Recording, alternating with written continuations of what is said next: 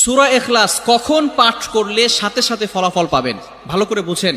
সূরা ইখলাস হচ্ছে পবিত্র কোরআনুল কারীমের ভিতরে ছোট সূরাদের ভিতরে অন্যতম একটি সূরা। তবে ফজিলতের দিক থেকে সূরা ইখলাস হচ্ছে গুরুত্বপূর্ণ ফজিলত, এবং এই সূরাটা এমন একটা সময় আল্লাহ পাক রব্বুল আলামিন নাজিল করে দিয়েছেন যখন আল্লাহ রাসূল সাল্লাল্লাহু আলাইহি ওয়াসাল্লাম দ্বীনের প্রচার করতে লাগলেন। এমন সময় আল্লাহ পাক রব্বুল আলামিন এক আল্লাহর দাওয়াত দিতে লাগলেন।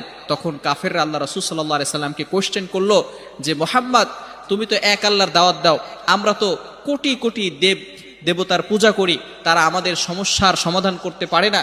তুমি যে আল্লাহর দাওয়াত দাও সেই আল্লাহ কয়জন এবং সেই আল্লাহর সন্তান আছে কিনা? সাথে সাথে আল্লাহ পাক রব্বুল আলামিন এই কাফেরদের প্রশ্নের উত্তরে আল্লাহ রাসূল সাল্লাল্লাহু আলাইহি সাল্লামের কাছে এই সূরাটি নাজিল করলেন, কুল হুয়াল্লাহু আহাদ আল্লাহুস সামাদ লাম ইয়ালিদ ওয়া লাম ইউলাদ ওয়া লাম ইয়াকুল লাহু কুফুয়ান আহাদ। আল্লাহ পাক রব্বুল আলামিন এক, অদ্বিতীয় এবং